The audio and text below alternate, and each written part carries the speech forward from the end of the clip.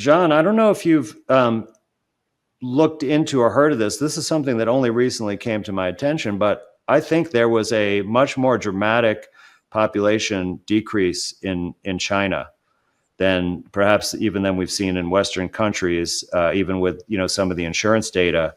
But there were what I initially drew my attention to this is that there were just reports of people being on the streets of Shanghai and Beijing and some other cities not quite as big, and just saying like there's no one there on the streets. Like there are no pedestrians, there's no shoppers, there's no customers at the malls.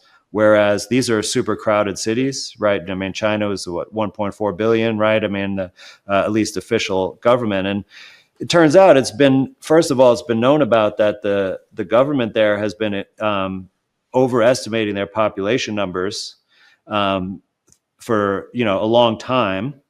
But that apparently there's all this other data that they can look at. Like somebody analyzed trips during the Lunar New Year, like because during the whole month, everybody travels to be with family and attend festivals and such like that, to see how does it compare with the traffic from prior years pre-COVID, such. And there were other measures. There were measures about actually birth vaccine rates, because there's like the official statistics of how many kids were born, but then there's actually how many syringes were used or how many vials of vaccines. And it turned out that the numbers didn't match for any of these things.